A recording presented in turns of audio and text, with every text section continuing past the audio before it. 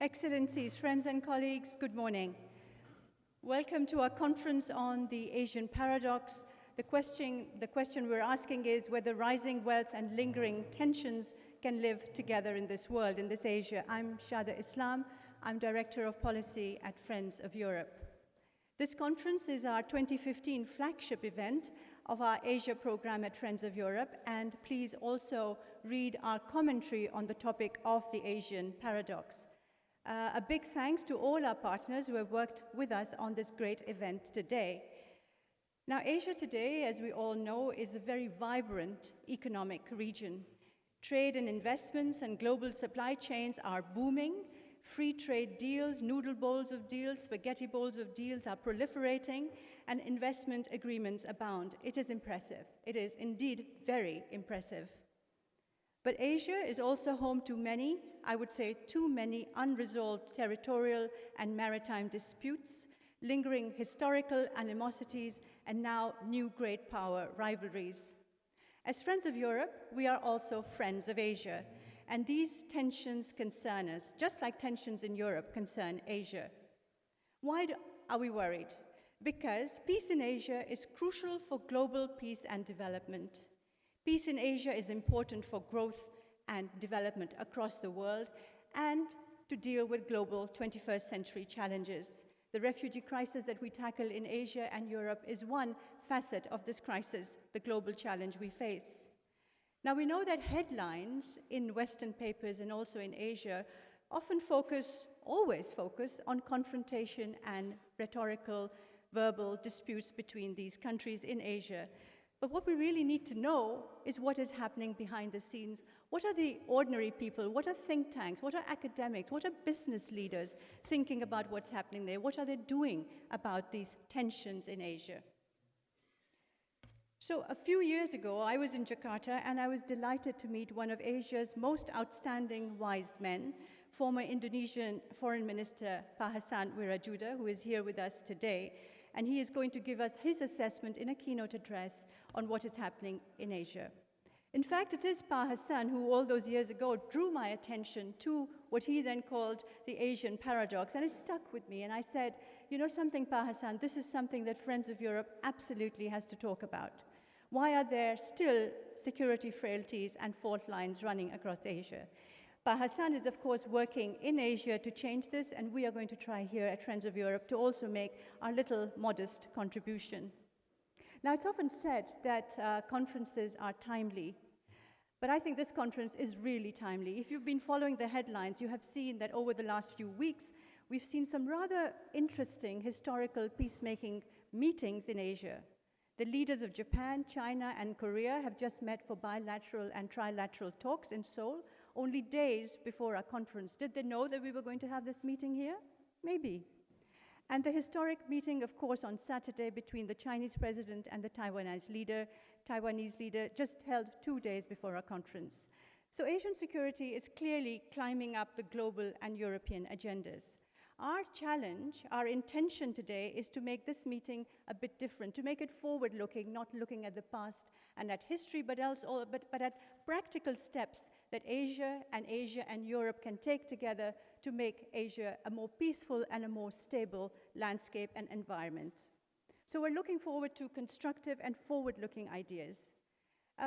I have to say that when we talk about Asia, we're not at this conference or in this publication talking about South Asia. That is a different topic for a different day and a different time.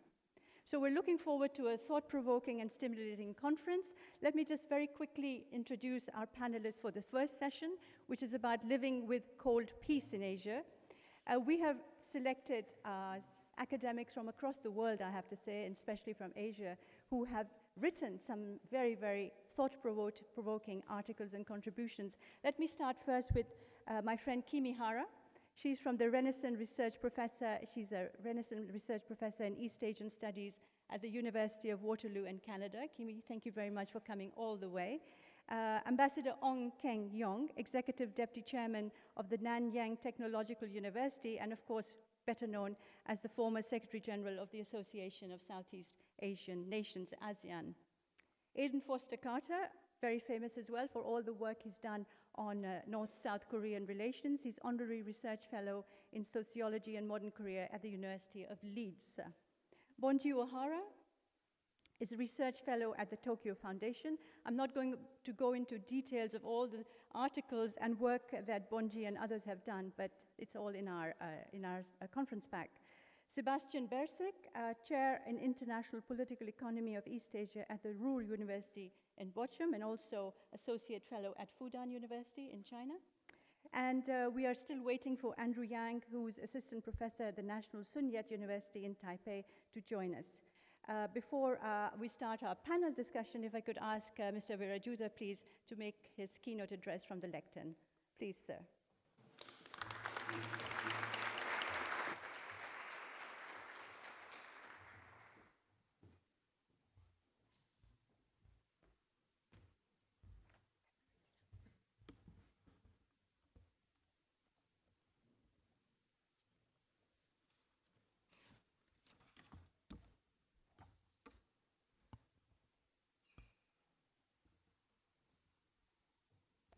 Your Excellencies, distinguished participants, ladies and gentlemen, a very good morning to you all. It is a distinct pleasure and honor for me to join you this morning and to share my thoughts on a phenomenal developments in our own regions, Asia. Asia is increasingly seen as the new frontier of the 21st century, the up-and-coming center of gravity of the world. This perspective is mainly based on the region's economic growth. China's spectacular economic rise and the ensuing economic surge in other key countries in East Asia will play a crucial role in defining what sort of growth is possible to the rest of the world. More and more countries and regions have adopted a look east policy. I was in Madrid last week to participate in a conference on the Silk Road, a medium and long-term mega project that China initiated to further connect Asia and Europe through new highways, waterways, railways, and airways. As hence, the enthusiasms of our European partners offer the prospect of bolstering more trade and investment with Asia. The EU's trade with China is valued at about $2 billion a day, the bulk of which is still by sea. Imagine how much of that revenue would increase when the medium and long-term Silk Road projects are completed. Many people think that the United States pivot or rebalancing would see Washington redeploy much of its armed forces from the Middle East to the Asia-Pacific regions. Actually, it is part of a strategy to gain trade and economic benefits from the economic rise of China and other countries in the East Asian and Asia-Pacific regions. On the other hand, the international community is inured to news of ongoing and brewing conflicts on a daily basis, some of which are similar to those that occurred in medieval Europe. No doubt, Asia is rife with geopolitical hotspots and flashpoints for potential conflicts, perhaps more than any other regions. But what is more striking is that the continent does not seem to be ready to cope with those conflicts and settle them peacefully. Asia has no regional organizations, or at least Asia-wide regional organizations, like European unions, African unions, or Latin American OAS, that can bring order to the continent. And instead, it has various sub-regional organizations such as ASEAN, SAARC, GCC, and Central Asia, which deals with crises with varying degrees of success. By way of introduction, I just have presented to you an appetizer of the topic of our discussion, the Asian paradox, which is a relatively new term and trend. In some vein, it is no coincidence that Ian Bremmer wrote an article in the Horizon Quarterly Journal, autumn 2015, titled Asia's Promise and Perils. The title captured the contradictions of the current situation in Asia. Both terms describe the disconnections between the continent's booming economy and its precarious state of peace and stability. The Merriam-Webster dictionary defines paradox as, and I quote, a statement that is seemingly contradictory or opposed to common sense, and yet is perhaps true. To me, the topic of this seminar rings true.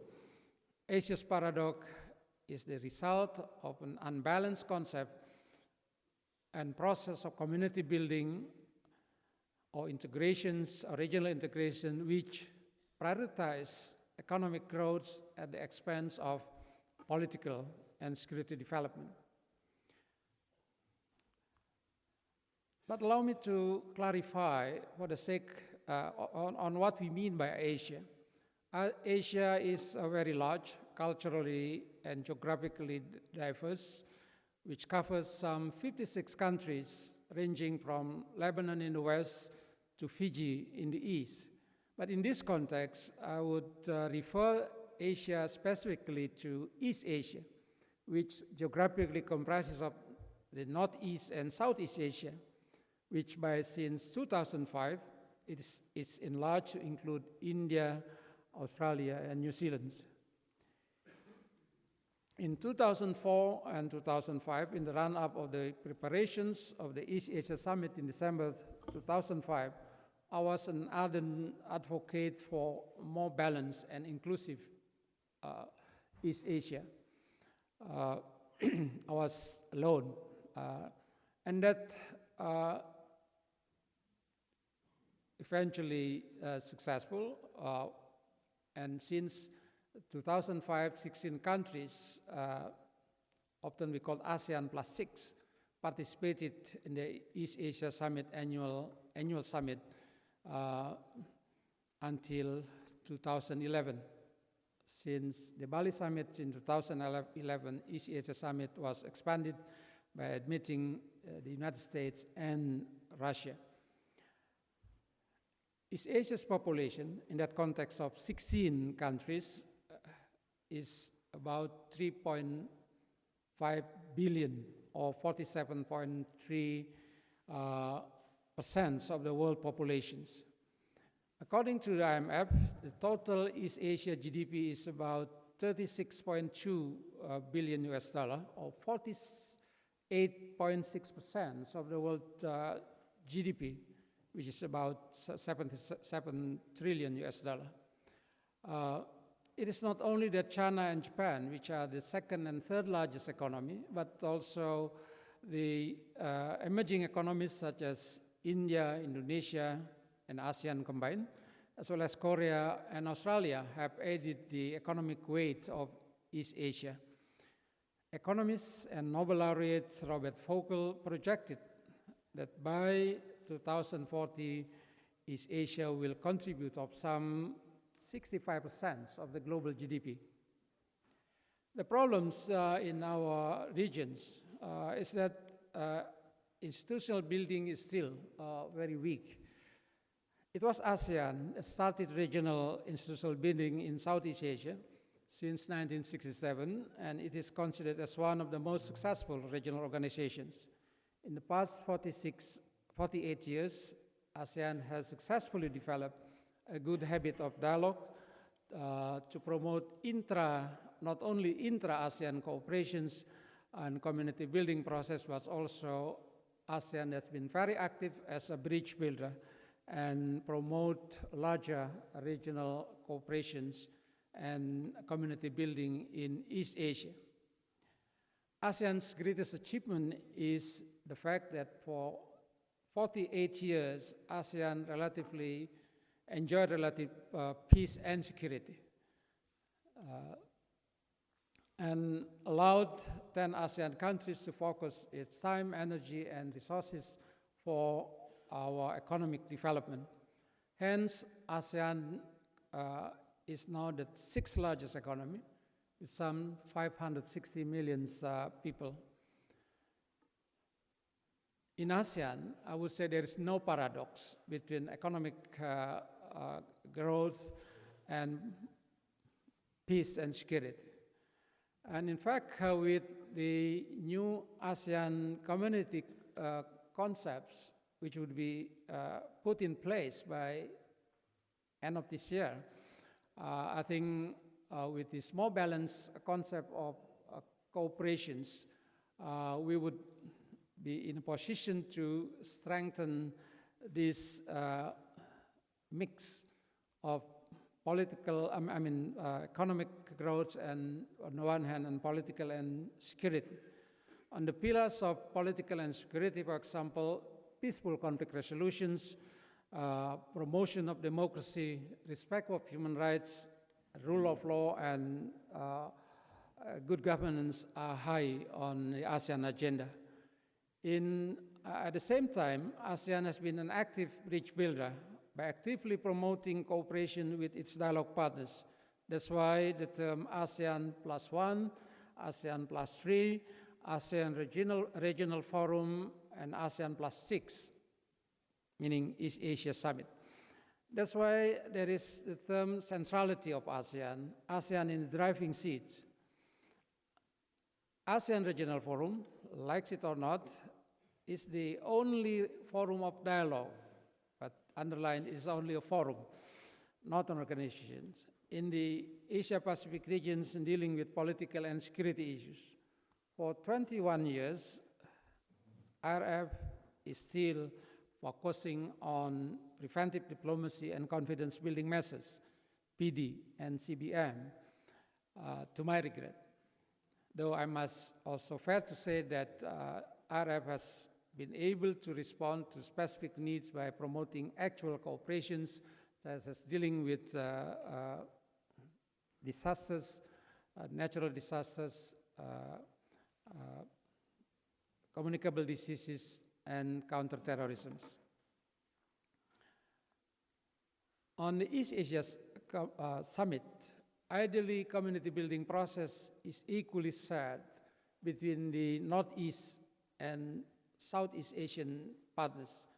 But China, Japan, and Korea, while they are cooperating closely on economic, trade, and investment, on their political and security issues, they disagree on many things. That's why they depend on ASEAN. East Asia Summit was conceived as a vehicle toward an East Asia community building process.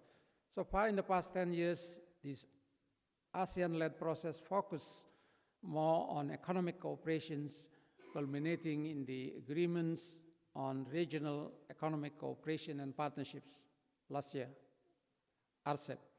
Through ASEAN sponsorships, free trade areas involving ASEAN was, with its dialogue partners, no doubt that East Asia-wide free trade area and investment area would be an essential component of RCEP. To my regret, political and security and strategic issues are not on the part of East Asian Summit's agenda. In 2011, the United States and Russia joined the EAS, making East Asia Summit lost its geographical footing as a vehicle of the community building process in East Asia. Now on the political and security challenges, unsettled legacies of the past history, in particular World War I, World War II, and Korean War, and for 70 years, Japan, China, and Korea are not able to reconcile with their past, and they became prisoners of their past. A few months ago, Chancellor Merkel voluntarily gave her advice to Japan to express apology and moves on. We welcome the tripartite dialogue initiated by Korea recently, but as long as Japan has not changed its positions, like the previous summit, I'm not surprised to hear there is no breakthrough at the recent summit in Seoul. Political and security problems number 2 is on the danger of nuclear proliferations. While threats of nuclear proliferations in other regions, such as in Europe, Africa, and Latin America, have subsided, on the contrary, in Asia, we see a clear danger of nuclear proliferations, extending from Israel in the west to Iran. There was a nuclear deal on Iran. Pakistan, India, China, and North Korea. Only China is a party to the Nuclear Non-Proliferation Treaty. If the North Korean nuclear issue could not be solved, and there is no sign of to be resolved in the near future, there are no signs, there is a further danger of more proliferations. And as some countries in Asia might themselves develop their nuclear weapons. Keep in mind that as East Asia's economy is growing, the region is energy hungry. The Fukushima nuclear accidents did not discourage countries in Asia to develop nuclear energy. Vietnam has started building 2 nuclear power plants and will do more in the near future, and which would be followed by more countries in the regions in the near future.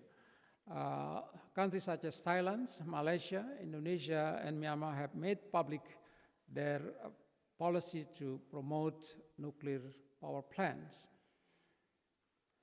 Third is territorial dispute, both on land and waters. In Northeast Asia, there is a dispute involving islands and its surrounding waters between Japan and China on Senkaku to Japan or Diaoyu to China. China 3 years ago imposed China Air Defense Identification Zone, or CADIS, which is in a way is an attempt to establish an effective occupations. Japan, Korea on Dokdo Islands, and Japan's Russia on Kuril Islands groups. More in the news is not overlapping claims on maritime space in South China Sea, but also on the Paracels and Spratly Islands involving China and 4 ASEAN member states, Vietnam, Philippines, Malaysia, and Brunei. On disputes on land, islands, rocks, islets, there are no such international law governing the acquisitions of land territory, but effective occupations. Recently, China has completed the reclamations of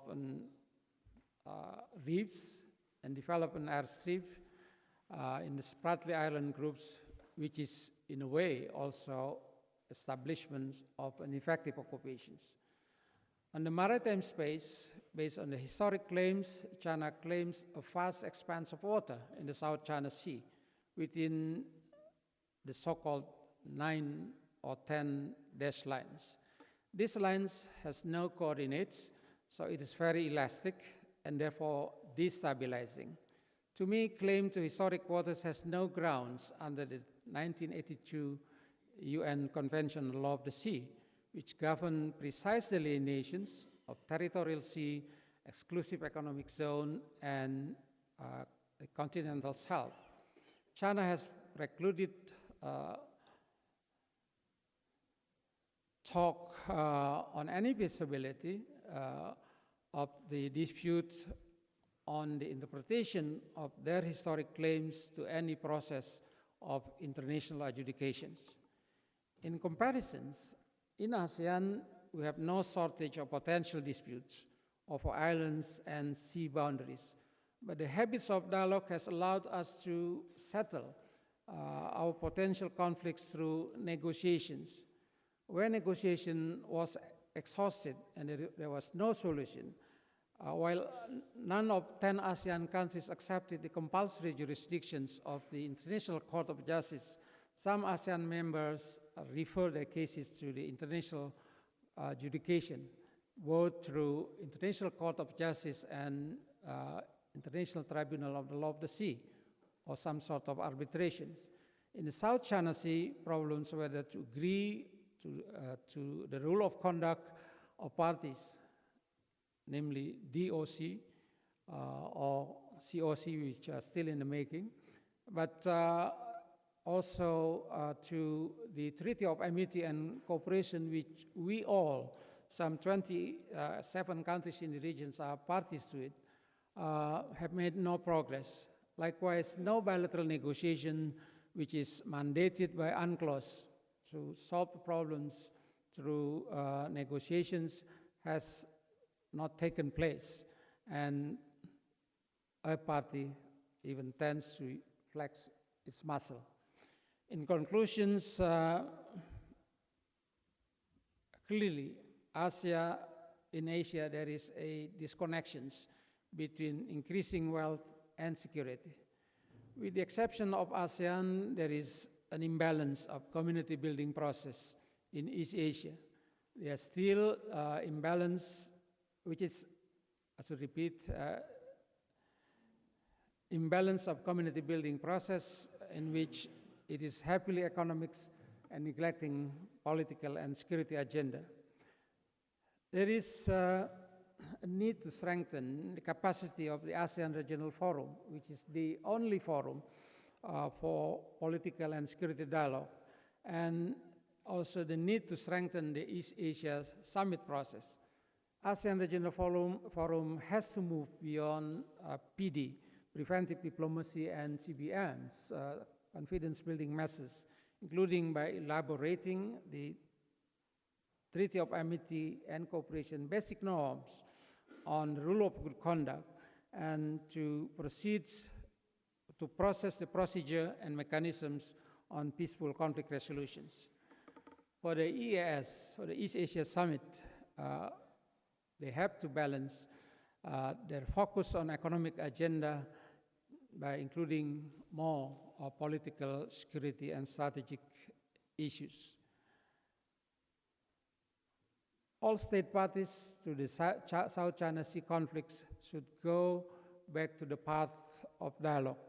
Actually, it was Indonesia which initiated since 1994 what we call the annual workshop on managing the potential conflicts in South China Sea. And I think it's time to strengthen this process from track 2 level to track 1.5.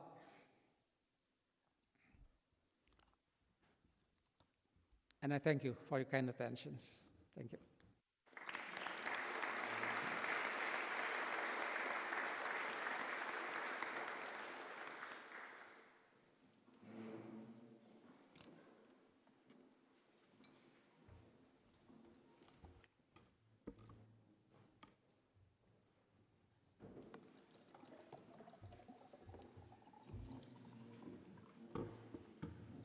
Thank you very much indeed, Pa Hassan, for that very frank assessment of Asia today. And of course, you're working on many of the issues you've talked about within the Bali Democracy Forum that you set up some years ago, pointing to the imbalance, basic imbalance in Asia between the economic networks and the political and security vacuums, if you like. ARF and EAS need more teeth, absolutely right, and the lack of an effective multilateral security architecture. Thank you very much indeed for that. Pa Hassan has agreed to take questions after our panel discussion, so he'll stay here and you can hold fire on any issues that you want to raise with him. I'd like to now start our panel discussion with the panelists who have already introduced. The rules of the game at Friends of Europe are very simple. I'm going to still stand here for most of the conversation. I'm going to start off with a question to each of you, perhaps with follow-ups, and then we will have enough, thank you, we will have enough time for questions and comments from the floor to our very distinguished panelists. Kimi, I'm going to start with you. We've talked about the recent meetings that have been held, in Seoul, the trilateral meetings that have been held, the bilateral meetings that have been held.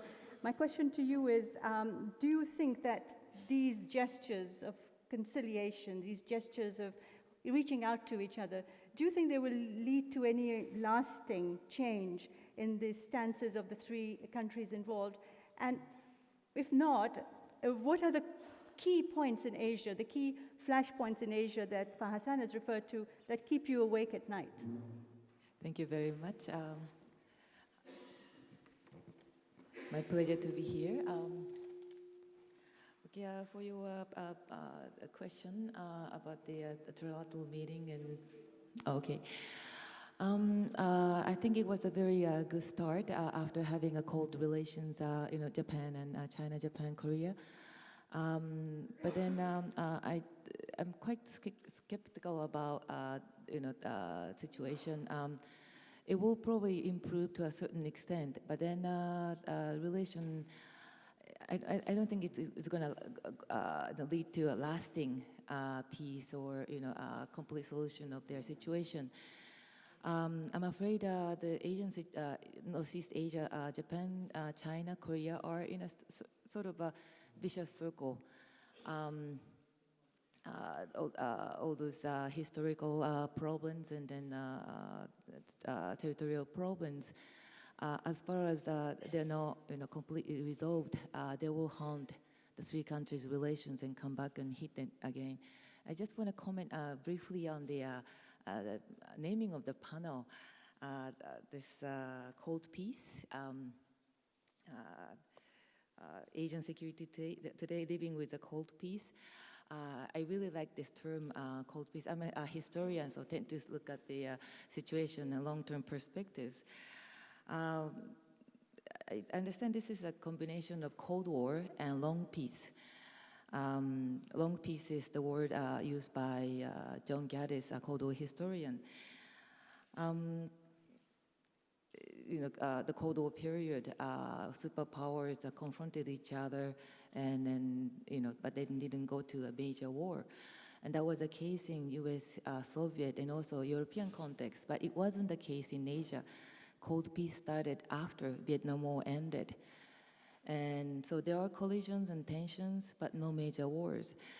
In case of Europe, it ended 1989, 1991, whichever you look at. But then in case of Asia, Cold War is Cold Peace, Cold War still continuing. The basic structure of the Cold War confrontation still continue.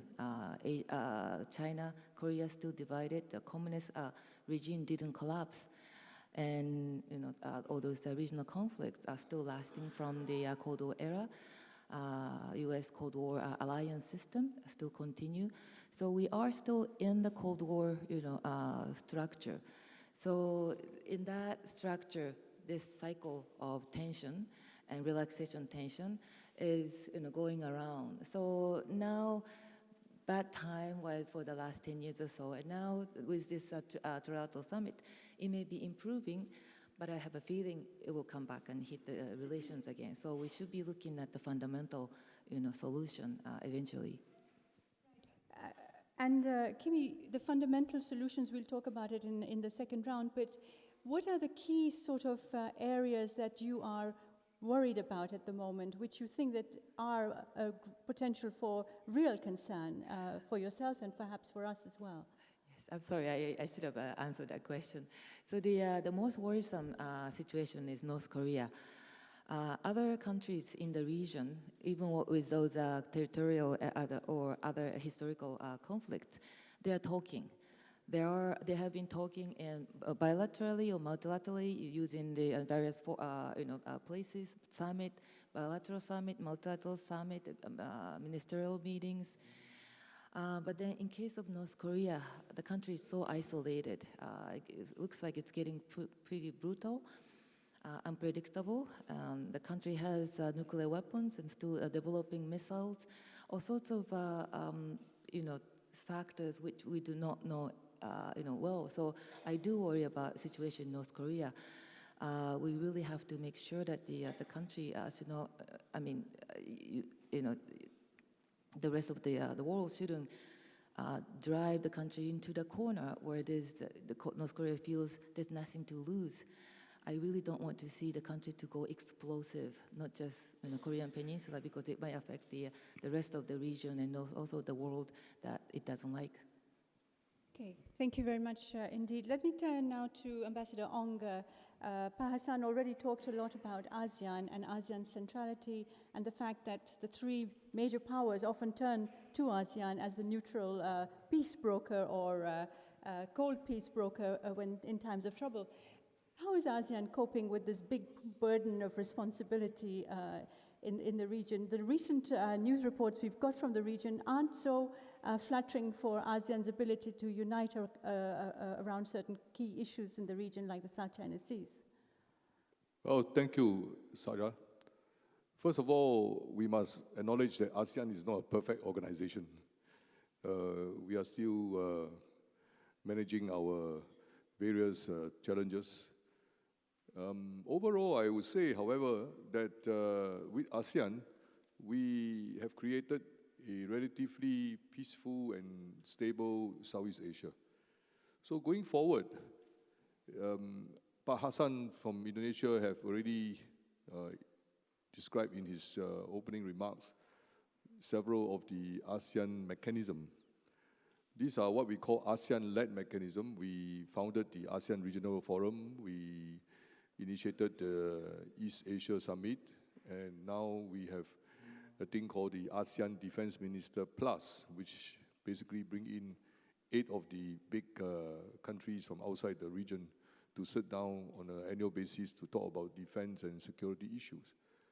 Overall, I sometimes think without all these ideas from ASEAN, without the presence of ASEAN, Southeast Asia would have been in a worse situation. Definitely, there will be a lot of tension, noises, like what you have seen during the Cold War or during the period when Vietnam War was raging in Indochina. So going forward, I think we would have to look at ASEAN centrality in a manner which delivers some results. I don't think we can resolve all the problems we have in the region, but we should manage it competently and maintain the peaceful situation. Generally speaking, Southeast Asia is very peaceful. We have some insurgency problem in certain parts of the region, but they are not of a nature that would disrupt economic development and socio-cultural cooperation. Political cooperation has also been good in the sense that no leader in ASEAN country would want to be the one responsible for rupturing the entire situation. So,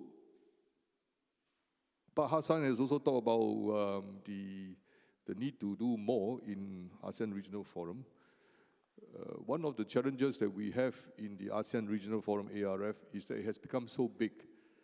And annually, when the foreign ministers meet, I think they need a room of this size. Yeah, Pa Hassan, 27 participants, each with one foreign minister and one senior official accompanying. So the old day of cozy 10 guys sitting around a table with the Secretary General nearby to help them are no longer there. If you imagine each person has 3 minutes to speak, 27 countries, you can take already a whole morning with a tea break. So it has to be reshaped in a certain way. We have tried to stop the further expansion in terms of membership, participants in ASEAN Regional Forum. But whatever is there now, we have to work with it, and we want to go beyond just confident building. We should think about more preventive diplomacy and even maybe conflict resolution. With regard to the East Asia Summit, I agree with Pa Hassan that we need to do more. At the moment, it is a strategic dialogue of leaders talking about those things that we can do together. Unfortunately, those things are mostly economic and social, cultural cooperation. But definitely we should do more, because as developed by the ASEAN leaders, East Asia Summit is supposed to be a mechanism to manage power relations in the region. Yeah. So we have not yet used the forum for that kind of power relationship. That brings me to the underlying point about Shada's question. ASEAN centrality revolves around two concepts. One is that ASEAN as a grouping engages the big powers, the major powers interested in our region, to organize the to and flow in a systematic manner without rupturing the peaceful status quo. But the other dimension of ASEAN centrality is with regard to internal national processes. Yeah, if you visited some of the ASEAN countries in recent years, you would not believe that in spite of all the talk about ASEAN community building and what have you, there has not been sufficient effort to put ASEAN into the national legislation or into the national processes. So we are somewhat delayed in our target in doing economic integration, political cooperation and all that, because the centrality of ASEAN has not yet been fully accepted into the respective national dialogue, the national legislature, and the national doing and flowing in all our ASEAN member states. We still have National Assemblymen or parliamentarians questioning why they have to do certain things when it is just ASEAN and it has nothing to do with the national policy of Vietnam or the national policy of Indonesia and so on and so forth. So I think the big requirement going forward is to now translate that ASEAN centrality at the national level. Make our processors in all the ASEAN member states recognize that ASEAN agenda must be taken into account as each of the states in ASEAN form their rules and regulation or to do their domestic reform, and this kind of initiative or measure must contribute to the realization of the goals of the ASEAN agenda. Thank you. Because it's true, Ambassador Ong, isn't it, that when ASEAN is united around a topic, it can get results. I'm thinking today especially of Myanmar and the result of the elections. Let's see what happens next. And I was also wondering, but you don't have to answer me now, but perhaps later, is, you know, you've devoted, as all of you have said, so much time to the economic side of ASEAN. The ASEAN Economic Community, inshallah, will see the light of day in a couple of weeks. Will the next step be focusing just as much on the security and political elements of this regional grouping? So I'll ask you that in the second round. Moving now to Aidan Foster Carter.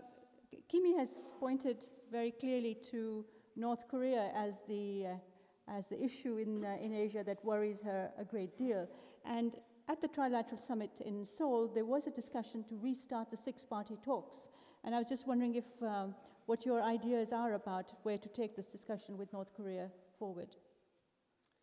Thank you very much, Shada, and also thank you to Friends of Europe for arranging this fine occasion. May I just say, I am a British friend of Europe. We do exist. In case you thought the contrary. But to North Korea. Does Britain want to become North Korea? No, I mustn't pursue that theme, must I? The joys of isolation are not ones that appeal to me, since I spend my life looking at North Korea. I actually think, and you can send me home in disgrace, I think North Korea is insoluble. There is a line from the English comic poet Hilaire Belloc. They answered as they took their fees, there is no cure for this disease. I am not getting a fee for saying this, but I think it doesn't help that a sort of North Korea fatigue has settled upon everybody. None of North Korea's various interlocutors, none of the other five in the now imaginary six-party, not imaginary, but it's funny, there are things like the six-party talks and the Palestinian peace process, and we talk about them as if they exist, and they don't exist. The six-party talks have not met since 2008. There was a pro forma, there was indeed a gesture, the verbal gesture you always get in the latest trilateral meeting in Seoul, to try and get meaningful six-party talks. I'm sure that Japan and South Korea insisted on that word going in. China would have them under any conditions. The problem is that under Kim Jong-un, the third generation leader, North Korea's nuclear status is now written into its constitution. That's going to be quite hard to change. While there was the, cynics would say the pretense, optimists would say the possibility that they might at some point, under some conditions at the end of a very long road of salami slicing and being paid to stop doing this and that, while there was at least a theoretical possibility that the North Koreans might give up their nuclear weapons, you could have talks. If they've got it written into the constitution, I rather wonder what you can do. Could I say one other thing about North Korea? I was for many years a collapsist. I think I may have coined that actual word as the opposite of gradualist. Many of us influenced by the wonderful events of 1989 and 90 when tyranny crumbled and Europe became one again, assumed that the contradictions of North Korea, its oppression of its own people, its poking all of the rest of us in the eye with state crime, nuclear, that surely this can't last. This view continues. President Obama said something similar, and I saw that just today, Kim Moo-sung, a name you should remember because he might be the next president of South Korea, he's the leader of the ruling party, has done his little bit for inter-Korean relations by saying he thinks the North will collapse in 3 years. The point is, even if you think that, probably if you're in that position, you shouldn't say it. But it's on it, and I am in print from the 1990s saying it will definitely collapse when Kim Il-sung dies, or failing that by 2000. Well, it's still there, and of course, you can't go to the opposite extreme and say there is no circumstance under which it would collapse.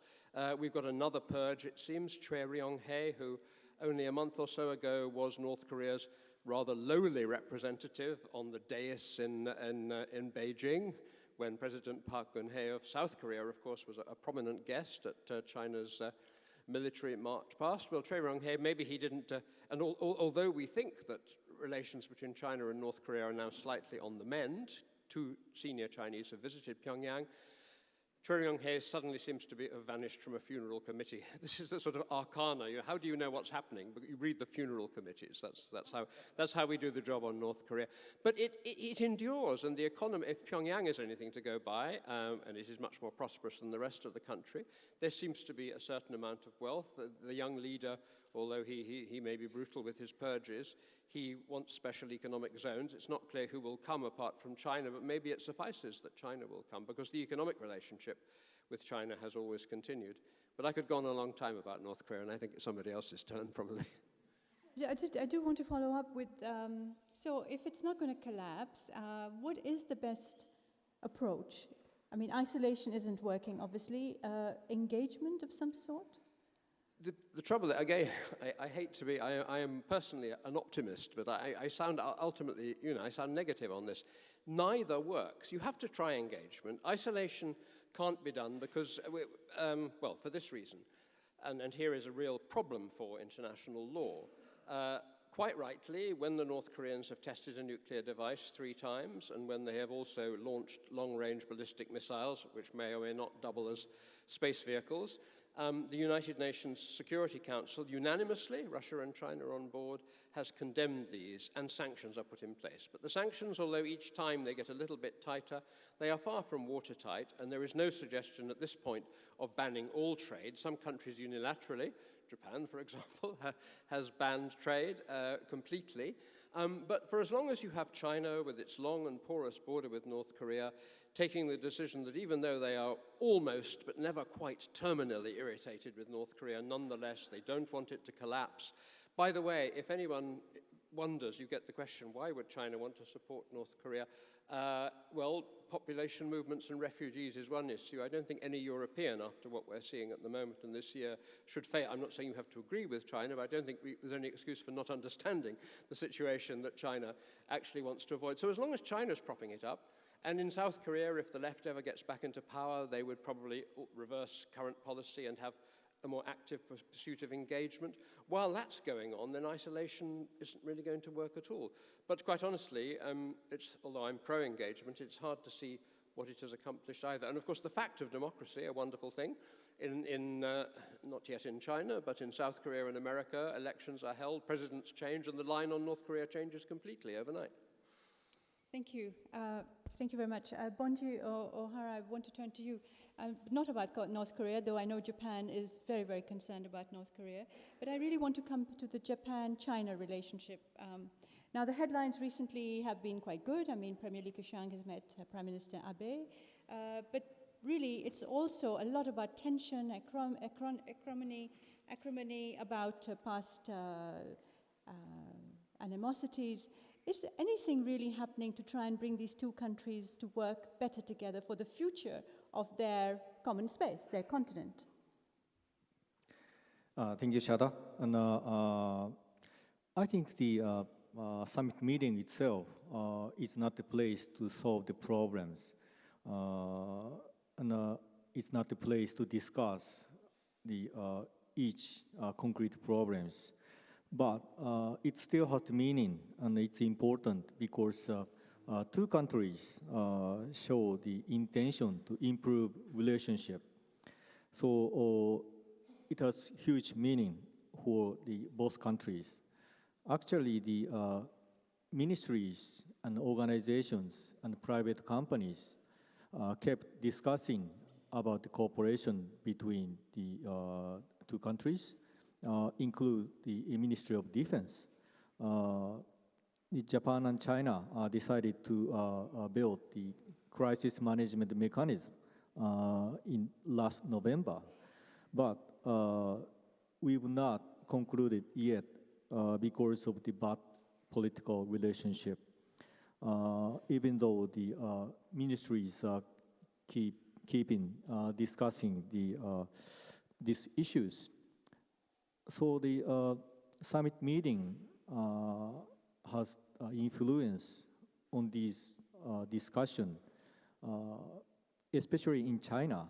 The ministries and organizations understood the intention of President Xi to improve the relationship between Japan. Then I expect that the both countries can conclude some issues, not only securities, but also the about climate change, air pollution, water pollution, and other economic arena. So it has good influence, I think. But still, we have problems. Of course, we have the problems concerning the territorial dispute over the Senkaku Islands. Chinese said Diaoyuda. But it is the only part of the political problem. It is not main issue, I think. But now the Chinese side always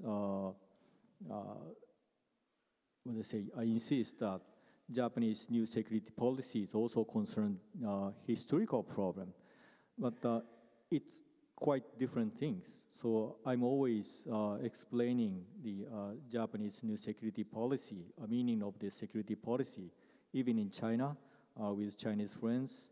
So the meaning of the Japanese new security policy is just try to show the intention to cooperate with countries to deal with threat from inside and outside from international society.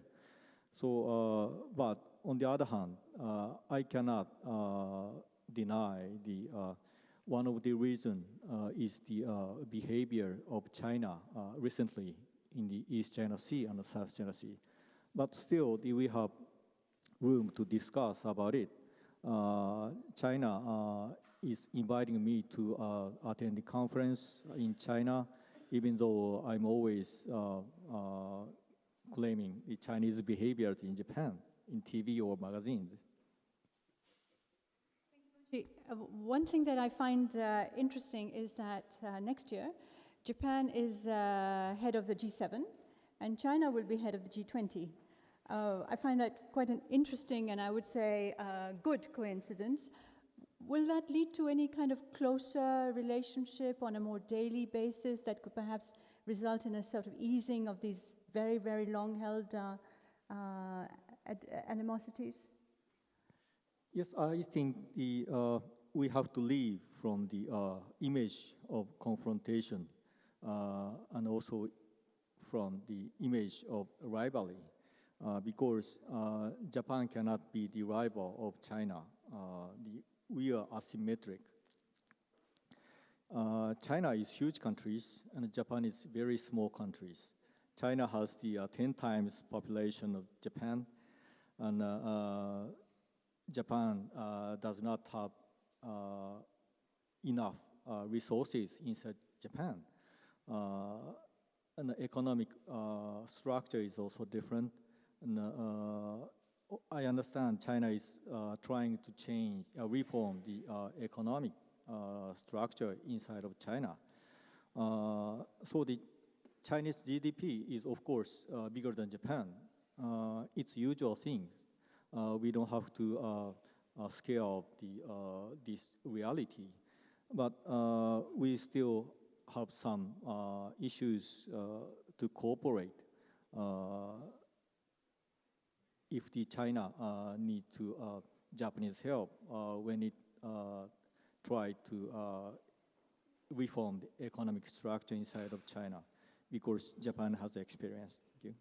Yeah, I mean, let's not forget that Japan led the growth of the so-called East Asian tigers and obviously has played a big role in the development of China. So I wouldn't be that modest about big and small. I think quality of growth also is very, very important. But thank you very much indeed, Bonji. We'll come back to some of the issues you've raised. It's an interesting article the other day in which Aidan pointed it out to me, was that the Asia-Pacific kitchen is big enough to accommodate 2 chefs. So I think perhaps we have to talk about whether that is the case or not in Asia. Moving now to Sebastian.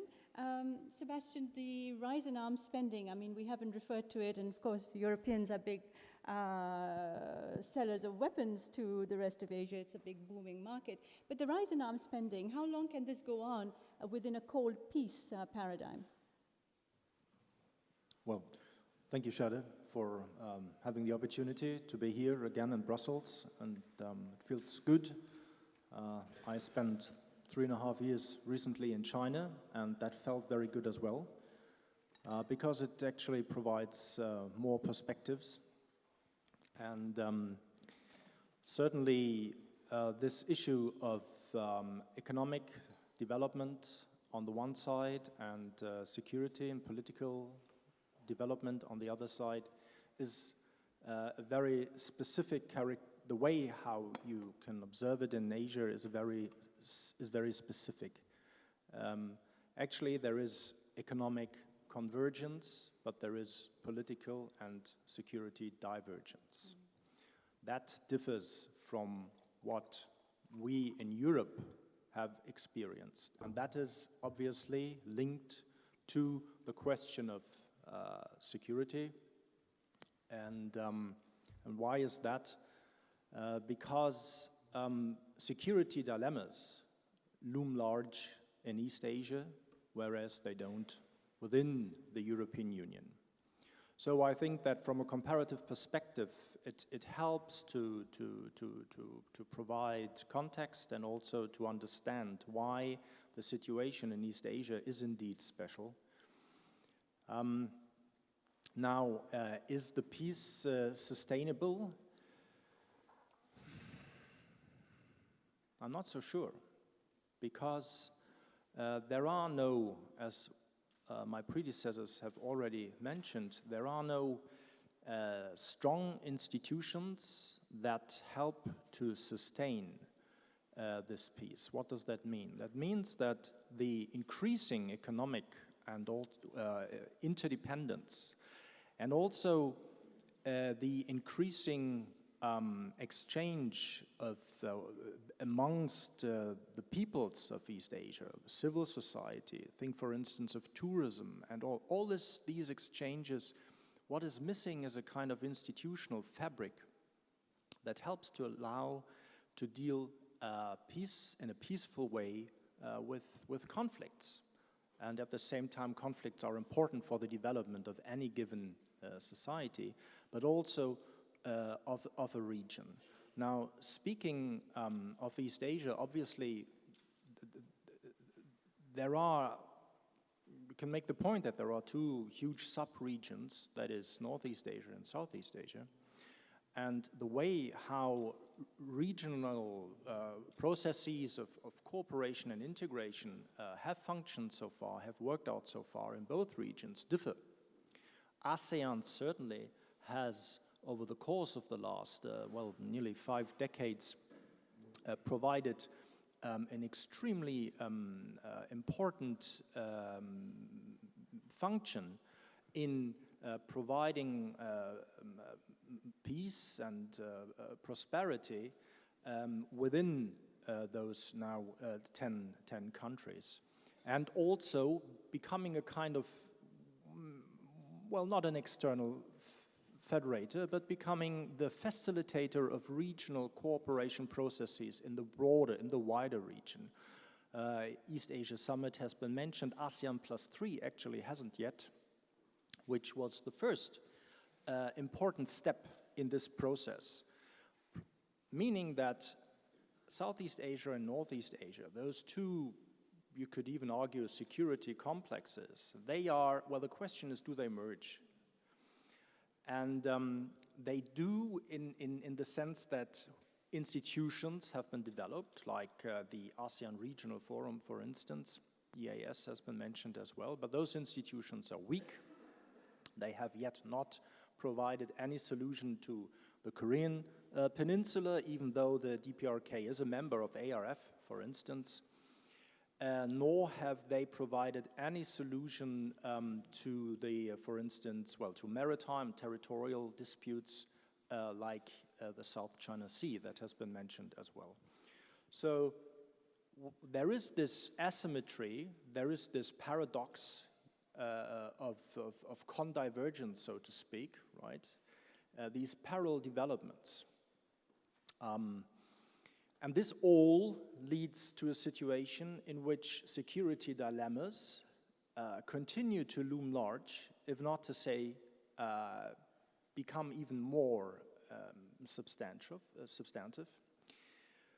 And that is unnerving, if not to say that is a situation that asks for more political input from all sides and all actors, state actors and non-state actors. I think another way of looking at it is that we also need to take into consideration whether these processes work top-down or bottom-up. So indeed, civil society is important, as it is obviously in Europe. There are two interesting things that you watch and see when you look at Asia today. There's also serious economic competition. You have the TPP, the Trans-Pacific Partnership. You have the RCEP. You have China's One Belt, One Road initiative. I think these are parallel competing initiatives. And of course, South Korea, Japan, and China also have a trilateral cooperation secretariat in Seoul. So there seems to be a kind of movement on many, many fronts, but as you said, Sebastian, perhaps less convergence into a more stable and secure security architecture. Would you agree with that? Yes, definitely. And obviously those two dimensions, they impact on each other. In the case of Northeast Asia, the idea is that further institutionalization of economic interdependence with the help of free trade agreements, for instance, that will also provide the kind of will lead to political institutions that can help to deal with conflicts, at least in the area of trade. But the broader structure here, obviously, is a kind of geo-economic aspect, meaning that there is China, and there is the United States, and there is Asia Pacific, and the question is how will those, I think the new jargon is spheres of influence, how will it play out? And right now, so far, Trans-Pacific Partnership is US centered. Whereas you mentioned One Belt, One Road, so the new Silk Road, but there is also the RCEP, the Regional Comprehensive Economic Partnership, which is very much favored by China, although ASEAN-centered in the sense that the already existing bilateral FTAs between ASEAN and those other 6 countries will be brought together. That at least is the idea. So you have those two centers, so to speak. You have those two processes. One very much China oriented, the other one US oriented. And there is one more thing here, I think that we should also think about. The way how these regional processes of cooperation and integration work, they differ quite a lot. So far, when we talk about ASEAN, everybody has probably heard the term ASEAN Way, which is very central to the whole, to ASEAN, to ASEAN's identity. It's consensus-based. It's non-interference into each other's affairs. And in a way, it's non-binding. Now, all these regional trade initiatives, Asia-Pacific Economic Forum even, they are all non-binding. TPP is binding. RCEP, we are not quite sure, but RCEP is also, it tends to be more open. Open regionalism comes in here. So there is this question, how sustainable is the ASEAN way? Don't we need a legalistic turn here? Isn't it time to come up with a more rules-based approach to regional cooperation and integration in East Asia? That is indeed, I think, a $64 million question, and rightly put as well. Last but not least, Andrew, we've seen some very historic moves over the last weekend. We've seen a meeting after 66 years between a Chinese president and the leader of Taiwan. I was wondering, give us a little bit, Andrew, your assessment of this, of the importance of this meeting and whether it heralds something, a new era, perhaps, in relations across the Straits? Well, Shada, first of all, thank you for your invitation to participate in this very important seminar. I'm intrigued by the panel topics today. You mentioned the co-peace paradigm. I just want to make a little bit remarks about this based on our experiences in Taiwan over the last 60 years or so. My comments is that if you continue to live in a co-environment, it doesn't actually conducive to the peaceful existence. Because I can share you with our experiences for the last 60 years in terms of cross-strait relations. As you're probably aware, I mean the audience probably also aware that Taiwan and mainland China has experienced regular confrontational relations in the past.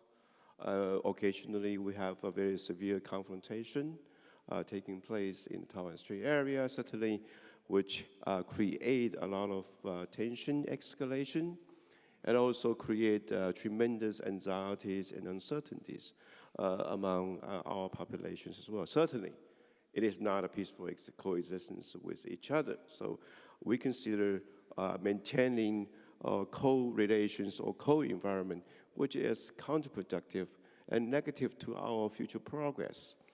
That is the reason why I think that this administration, President Ma's administration, starting to rehash the so-called 1992 consensus, which has been created between Taiwan and mainland China during 1992 to set aside political disputes and focusing on managing the practical issues which were benefiting both sides in terms of people's welfare. I think that that decision certainly has created tremendous opportunities for both sides to solve the ice. Instead of creating more icy environment, we are making efforts to solve the ice across the Taiwan Strait, and resulting in signing 23 agreements, which will benefiting people's livelihood, trade, investment, and certainly create the opportunity for official contacts at the different levels as well, which certainly leading to the recent Mr. Xi and Mr. Ma meeting in Singapore only days ago.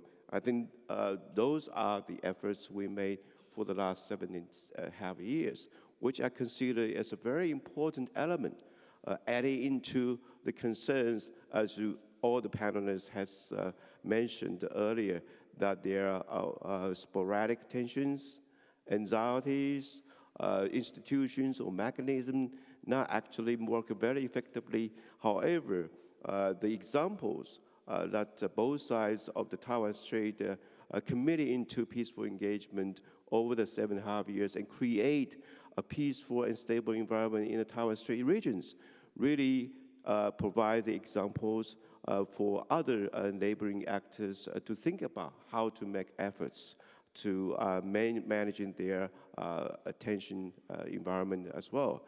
And I think the peaceful engagement between two sides also leading to the efforts for Taiwan to create the opportunity to reach out to settle all the difficulties in terms of their neighboring environments, such as the East China Sea Peace Initiative, also resulted in signing the peace fishery agreement between Japan and Taiwan, so as to provide a safety and stable environment for both countries to conduct fishery activities in the East China Sea area, which is certainly acknowledged and recognized by countries as well. Another good example is the South China Sea Initiative, which also leading to possible law enforcement agreement signed between the Philippines and Taiwan in the near future, which certainly will be adding another element in terms of preserving peace and stability in the region. So I think that Taiwan is not actually very much exposure to the regional forum or multilateral mechanisms, unfortunately. However, we are making efforts to send a message, also alert the regional actors that focusing on the efforts to solve the ice and also making contributions to enhance mutual trust, you can identify ways to accommodate each other's interests so as to lead into a better future security environment in the future. Andrew, there used to be a time when cross-strait relations were almost in the same category as North Korea, when we in Europe looked at Asia and thought about the different hotspots, etc. Now, thankfully, that is not up there in the top, let's say, security flashpoints. You also have ECFA between China and Taiwan. So, but you have elections coming up in January, and it's unpredictable. We're not very sure what's going to happen. So I was wondering whether this easing of tensions that we see at the moment, this better relationship, this rapprochement, is something that can be sustainable, durable. Well, I do not hold the crystal ball to predict the result of the general election next January. However, I think the efforts made for the last 7.5 years has been acknowledged and recognized by international community. I think the EU community, as well as the major countries around the world, repeatedly acknowledging that the efforts made by Taiwan, I mean in China, in terms of contributing to a peaceful environment in the region is welcome.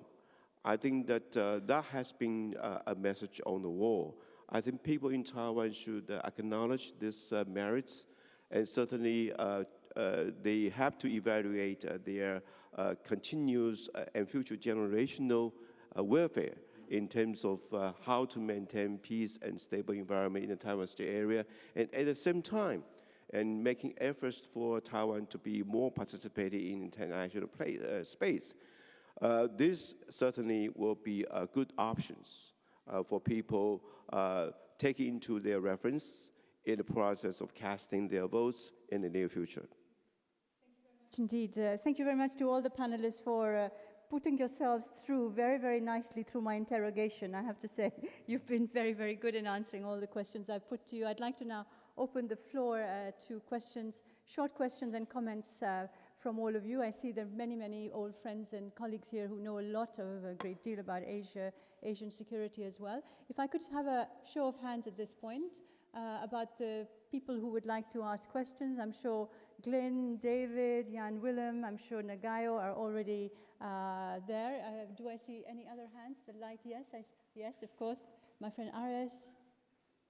Okay, so we have about 35 minutes or so for questions. If I could ask you to, if it's a specific question for this panel, don't forget that there is another panel later on which will discuss European issues, how Europe and NATO can perhaps help contribute to this lack of a security architecture. But these panelists have raised some very, very good points. So let me start off with David Fouquet, European Institute for Asian Studies. Put up your hand, David. Thanks very much. I can't help but feel that we're starting off on a premise that Asia needs the kind of mechanisms, architectures, systems that we've developed in Europe over the last 50 years.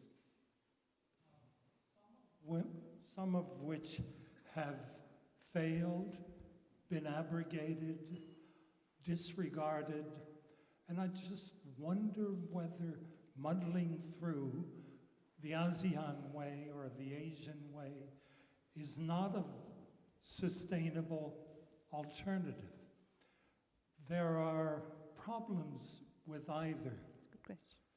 The highly legalistic, structured systems that we like in Europe, and there are problems with renegade states, outlaw states, or whatever in Europe or in Asia. I think that's the fate of international public governance and diplomacy, whatever system you adopt. So I'm not quite sure whether that's a question, but you put me on the spot, and I'll see what the reaction is with the panel. Thank you. All people who come to Friends of Europe conferences have to make a contribution, intellectual one. So thank you very much for that question. Ong, would you like to take up that challenge? Yes, thank you, Shada. Well, I think the dilemma facing ASEAN country, at least I can't speak for the rest of the Asian region, is that we have an organic way of doing things, but in our international relations, in our posturing of ASEAN vis-a-vis the big powers that are interested in our region, there is always references to antecedents, which is based on, all these antecedents are based on certain rule of law, certain paradigm that have been tried maybe in the European Union. We go along with that. I think most ASEAN member countries feel that some of these mechanism, institutions that have been tested, processes that have been tested elsewhere, are workable. In some cases, not exactly suitable for Southeast Asia. You know, your topic here is about the Asian paradox. What's wrong with paradox? Yeah. It makes us nervous. It makes us nervous. No, but you have to get used to the idea there is such a thing called benevolent paradox, dynamic paradox, or in my case, I like to argue for a coherent paradox. You know, we are full of paradoxes, but somehow we coalesce in response to a specific challenge or a specific situation. And then we use your experiences, especially in Europe, with regard to the regional integration and dealing with various issues to see how existing tested model can be used. If not, then we devise our own way of doing it. The ASEAN way is nothing unusual, Don't believe in this mystical thing called the ASEAN way. It is like what you have here in Europe. We do things in a consultative manner. We try our best not to interfere with people's household. You cannot go into someone's house and rearrange his furniture in the living room. I think that is a belief, or that is a good practice European or Americans have too. But yes, sometimes you may not like the gaudy way in which we decorate our living room, and to be accepted by people elsewhere, we minimize the gaudiness. But overall, some of the processes are good ones, and we should use them. ASEAN way basically is to avoid a confrontation. Always people say you must interfere and deal with something. But to do so means that we will put ourselves in a very competitive position and having to confront things that we like, somebody don't like. But overall, the processes in Southeast Asia have served us well.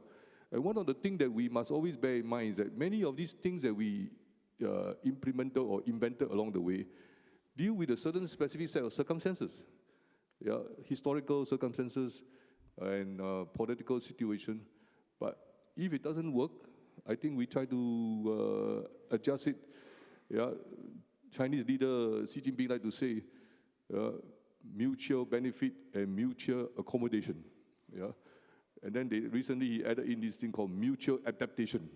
So perhaps we are just like that.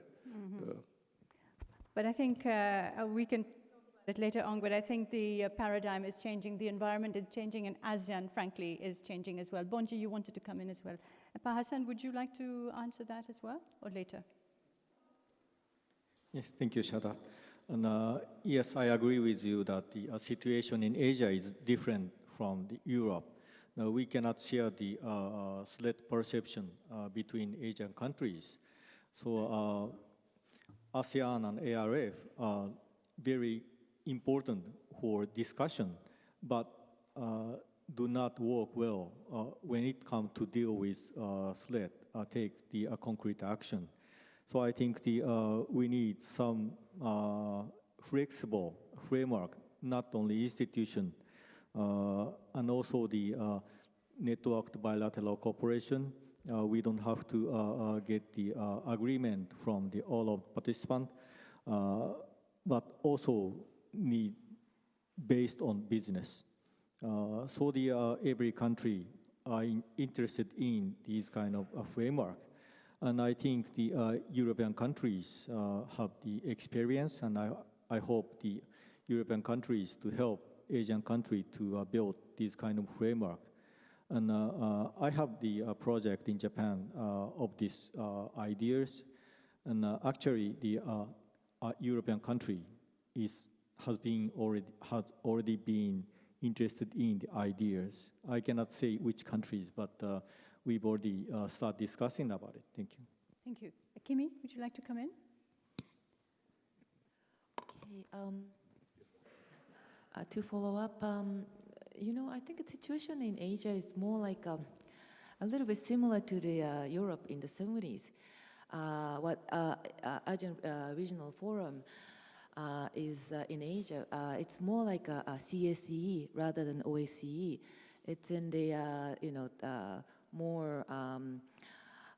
It's not a solid institution yet, but then still good place to for dialogue.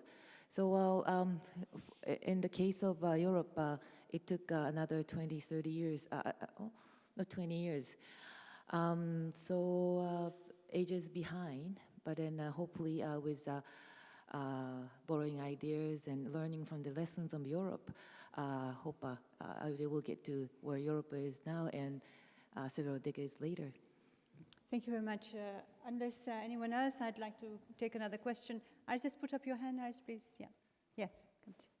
Keep your hand up because my colleagues can see. Yeah, please. Aris Kokinos from Eurobol.com. A question for Mr. Bursik. Speaking about the Trans-Pacific Partnership and about ASEAN, you've mentioned the binding nature of the first association and the non-binding nature of the second one. What do you think would be a good middle term for a good cooperation between these two associations, given the fact that some countries are members of both TPP and ASEAN? Sebastian, would you like to answer that?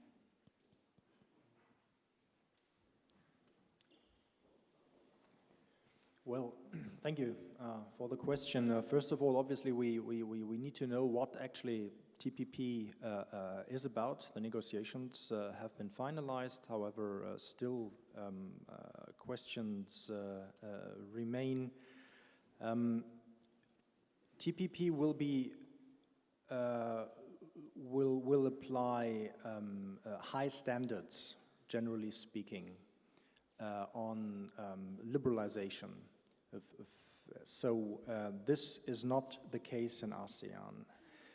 How those countries, that is how Vietnam and Brunei and Malaysia, how they will actually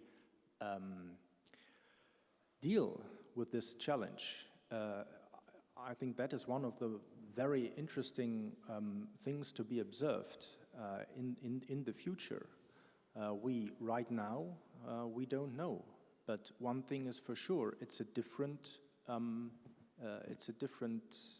system that they are entering, and the question is whether a kind of diffusion will take place between those different systems, and this is what you are referring to.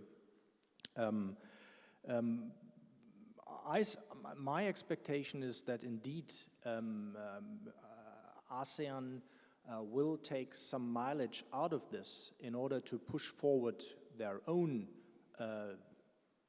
regional aspiration in terms of integration. And this is what they do, because by the end of this year, the community, the ASEAN Economic Community, will set in, right? So the big question is actually, what does that mean? ASEAN is under pressure, has been under pressure to react to China's and India's economic development and so-called rise. They have, instead of implementing the ASEAN community, instead of implementing it, aiming for implementing it in 2020, they have pushed it forward to 2015. That in itself is an indicator for this urge to move forward here. But how it will work out in concrete terms right now, we don't know. Maybe, certainly there's a lot to say. We can continue with that. Ong, do you want to come in very quickly? Yeah. Very quickly. I think the way I describe the difference between TPP and RCEP to my wife, she asked the same question, is that RCEP is more cooperative. You do something for me, in return, I do something for you. In the case of TPP, it's collaborative. Remember, if you are the conductor in the orchestra, the conductor will give you the notes for playing a particular piece of classical music. Yeah? The guy with the violin has to work with the guy with the trombone and so on and so forth. So it's collaborative. Yeah? And there is a fundamental difference, because in the case of the collaborative, we are all in the same orchestra. You don't do the right thing, the music will not be right. In the case of RCEP, we already have ASEAN China agreement, ASEAN Japan, ASEAN India, and so on and so forth. So now we are trying to integrate them, and it is a deal. You do something for me, I do something for you. That's basically the first level of difference. Second level is more structural. In the case of TPP, some of the ASEAN countries in the TPP and those from South America, they have to really reorganize their domestic way of dealing with issues such as government procurement and state-owned enterprises. Yeah? Whereas the RCEP, we are not so ambitious. We are just happy to be able to collaborate and be a member of this club. And to be a member of this club, you have to do 3 or 4 things: reduce tariff, reduce non-tariff barrier, and things like that. The objective is to increase trade and flow of investment. In the case of TPP, there is even more ambition. It's not just improving trade and increasing investment. I am trying to restructure some of the way in which business and government and private sector are collaborating. Thank you. Interesting breakfast conversations, Ong. I envy you. If I could ask, Jan Willem, do you have a question? Anyone at the back? Yes, Brian, I've seen you. Not really a question, a few remarks. I feel, my name is Willem Blanket and I work on, I was a cross-strait watcher for the European Union and later worked on EU-ASEAN relations. I feel that we could be a bit more optimistic, perhaps. 10 years ago, we had the anti-secession law. Nowadays, what was it, a few weeks ago, we had a 1-minute Singapore handshake of Mr. Xi and Ma. I mean, that is something to celebrate, I would say. We have these comparisons between ASEAN weak, EU strong. There are those who feel that there is too much institution in the European Union, and that's why the UK is considering to leave. I'm of course partisan. I was 5 years working with ASEAN in Jakarta. I think ASEAN's role as a stabilizer in the region is very much underestimated.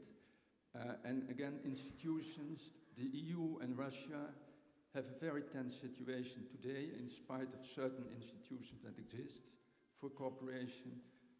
ASEAN, when you compare, has a much more relaxed relationship with its big neighbor, China.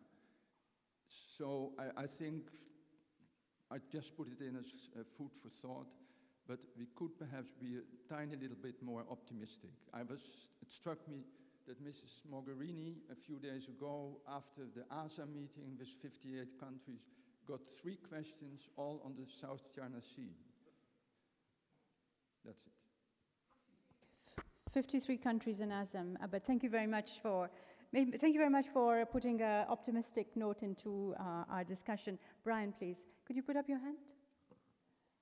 Please, I'm very happy to take questions from people at the back, and I can see you, so please do put up your hands. Thank you. On that last point that Secretary General mentioned, if I understand it correctly, the TPP is quite difficult for China to become a member of, precisely because of these domestic issues like state-owned corporations. I mean, is that true? That's my first point. The second one is directed to Professor Yang. Was there actually some content in the meeting in Singapore between President Ma and President Xi Jinping, other than the handshake and the friendly relations aspect of it? And thirdly, there are these new banks. I wonder if somebody could comment on that. I mean, the BRICS Bank seems. I don't really want comments on the Asia Infrastructure Bank. I understand that, but I understand the BRICS Bank is like a mini IMF, and is that a welcome development? And how is that going to work? Thank you. Thank you, Brian. Does anyone else have a question at this point before I turn to the panelists? Okay. If not, Ambassador Ong, would you like to take the question about China and the TPP? To a certain extent, I agree with you. The way the TPP program has been designed, you require to make drastic changes to your system unless you have really been in that operative mode. But there's a misunderstanding about how to get into TPP. The idea is that the existing 12 countries cannot say, I selectively invite you to join. If you are interested to work with them on the TPP, you can actually ask to join the TPP processes, which is what Indonesia had done recently when His Excellency, the President of Indonesia, visited Washington, D.C. He has expressed an interest in looking at how Indonesia can be involved in the TPP. So I think the 12 participants in the TPP negotiation currently, they take that stand because it is not designed to exclude anybody. But if you are ready, you want to come in, you indicate your readiness, and then you start to work on the various issues.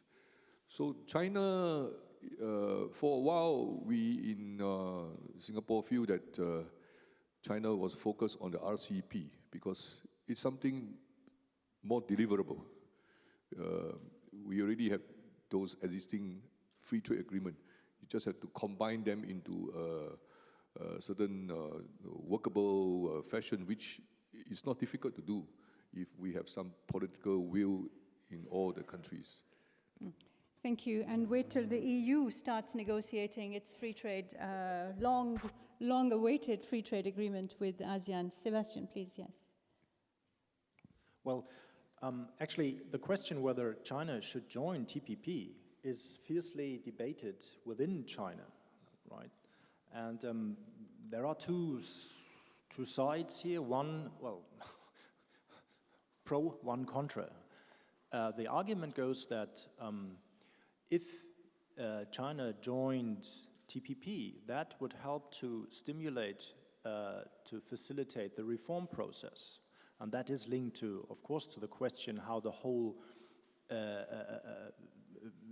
domestic economy has been structured. You mentioned the enterprises, state-owned enterprises.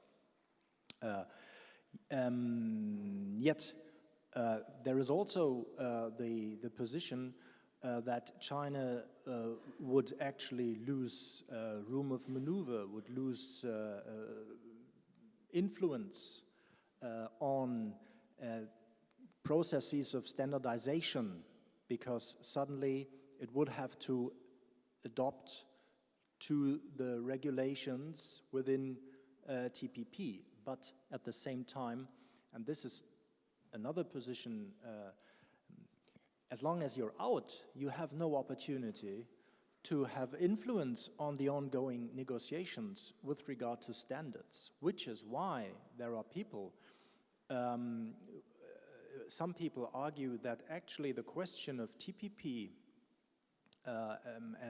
is more important than the question of the South China Sea in terms of having impact on China's overall development, because the TPP is linked to the domestic development of the economy, thereby to the internal stability of the system, of the overall political system, whereas, and that's not the case with South China Sea.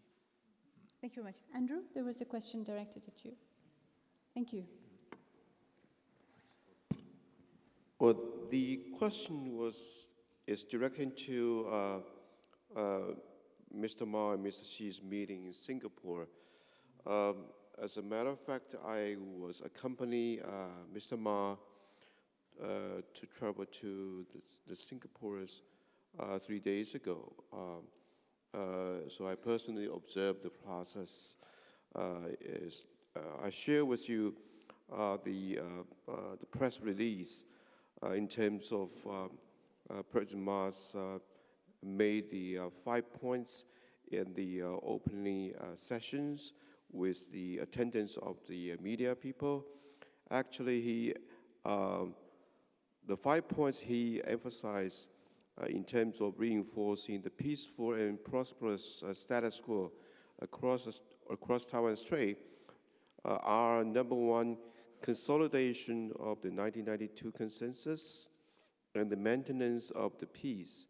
Second, reduction of hostility and peaceful handling of the disputes across the straits.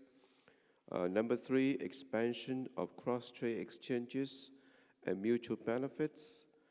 The fourth element is establishment of a cross-strait hotline to handle important or urgent matters. And finally, joint cooperation for cross-strait prosperity. And during the closed-door meeting, Mr. Mao also brought up other issues, including trading in goods, the reciprocal establishment of representatives' offices on both sides, transit in Taiwan for mainland Chinese travelers, and also demanding more international space in participation in regional economic integration such as RCEP, TPP, and bilateral economic cooperation. He also mentioned the concern over the military threats on the other side of the Taiwan Strait. And he also expressed the hope that the mainland Chinese side will handle these matters in a pragmatic fashion and urge both sides to work under conditions of mutual respect towards substantive progress on issues already under negotiation. And certainly, I think those remarks made by Mr. Ma is well taken by Mr. Xi and taken into consideration, and probably will be continue to discuss those issues in the near future. So quite a substantive discussion, the 1 minute handshake and a meal, but also real important conversation. I think that both sides express very sincerely in terms of conducting their exchanges. Mm-hmm. Thank you. Anyone want to take up the question of the competing and the different banks that are being set up in the region? Aidan, would you feel comfortable doing this, or anyone else? Yeah? Yeah, please do. Sorry, I'm not a bank expert, so I fear I won't answer the direct question, but I wanted to say a bit more about the article that Shada already alluded to, because your homework is to go home and read this wonderful article by He Ping, I hope I pronounced that right, Chinese name, surname H-E, at Fudan University, presumably you know him, published on the ever-useful eastasiaforum.org, which is put out by ANU, and this is the one which Shada's already quoted, suggests that the region is big enough to accommodate two chefs, China and Japan. Obviously, the Korean in me must insist there should at least be a kimchi sous chef. The serious point I want to make is there's much more to the article than these quips. It's a very measured, I mean, I hope there are a lot of people in China thinking like this, I don't know if there are, about how it's not China versus Japan. He manages to talk about how China can learn from Japan. And the thing I wanted to specifically mention was that it's rather good having all these banks, well, if we say that Japan is a major sponsor of the ADB, and just as China is a major sponsor or creator of the new AIIB, isn't this good for everybody else? Because it means that for the great infrastructural and other needs of the region, that there's a certain amount of beneficial competition going on. That was the end point I wanted to make. Collect, please. If you have a separate style of IMF bank, it has big implications for policy and how you handle economic crises. I mean, that's my point. And is that actually the case? Is that what the purpose of this bank is? I think, yes, Song. Thank you, Shada. The starting point, as I understand it, for all these banks, BRICS or AIIB or the Silk Road Fund, is to have a Santa Claus who will give a big gift to the institution and to engage in specific area of work in, I think all the cases, it has to do with infrastructure development with a minimum of rules and processing. Financing would be much easier than, say, with the World Bank or the IMF or the ADB. This is the express intention. But in practical terms, at least we see that in the AIIB already, the relevant mechanism which they set up to process application for projects and funding would bring us into a certain degree of robust scrutiny of viability of the project, and so on and so forth. So, while you may have a very rich donor who can give money to start the bank going, whether it can expedite many of these infrastructure development projects depends on the respective mechanism which the BRICS Bank will have, or the AIIB will have, or the other funds will have. The express opinion is that it should be faster and more effective than the World Bank or IMF. But later on, when you are the guy who gives the money, you will probably want to ask more questions than just giving the money and say that you are different from the borrower next door. No? Yeah, absolutely. Sebastian, you're welcome to come in, but very quickly, because I would like to start wrapping up, but please, no. Pa Hassan, would you like to, Clotilde, could you bring the, would you like to say a few words after having listened to this panel discussion and the commentaries from the floor? Yes, I wish to give my comments on two things. One on Asia and the fact that Asia has no traditionals for working together through a regional cooperation or organizations. In Europe, you have a good tradition since years 1800s by developing various functional organizations and eventually leading to a multi-purpose, even a supranational organization to like the European Union, but not in Asia. It was ASEAN which initiated the first regional organization in the regions in the past 48 years, and it's only natural that while ASEAN is not only focusing on their intra-ASEAN cooperation, but that ASEAN has been active bridge builder. But for example, in larger East Asia, meaning 18 countries which are participating at the East Asian Summit, it's only developed in the past 10 years. So that's why we cannot expect that East Asia Summit would be better structured. After all, our approach has been like in ASEAN, step by step, bottom up rather than the top-down approach like you did here in Europe since 1957.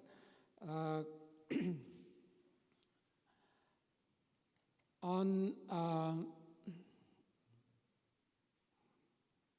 TPP and RCEP, there's so much discussions about this. To me, TPP and RCEPs eventually are the main constituents of what would be larger Asia-Pacific Free Trade Area.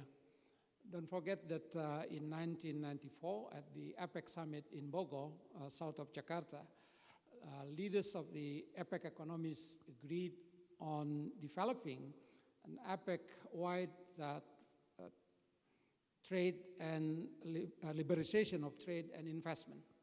And last year, APEC leaders agreed to develop APEC-wide free trade area, which is, to me, eventually will take place in the region. So I don't think we need to contradict between RCEP, which is an ASEAN-sponsored process, with TPP. I must admit that TPP is a higher generations of free trade area, but at the same time, we cannot say RCEP would be rather loose in the sense that not binding agreements, because through RCEP we will see in place an East Asia-wide free trade and investment area, meaning agreements, meaning binding to all of us.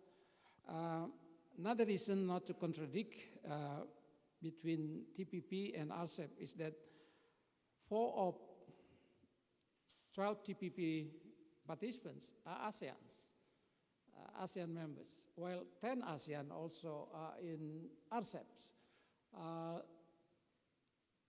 But to me, it is a matter of time, as eventually we will see an Asia-Pacific wide free trade area, some 22 member countries, as was agreed last year.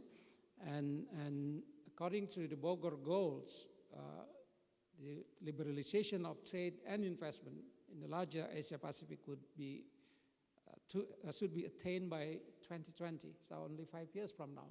So while TPP and RCEPs are the main constituents, eventually it would lead to the wider Asia-Pacific region. That's why for a country like Indonesia, my advice to my government then is for us to process it rather step by step. While ASEAN is focusing, starting end of this year with its own economic community process. We had in place ASEAN Free Trade Area since 2012. 2012.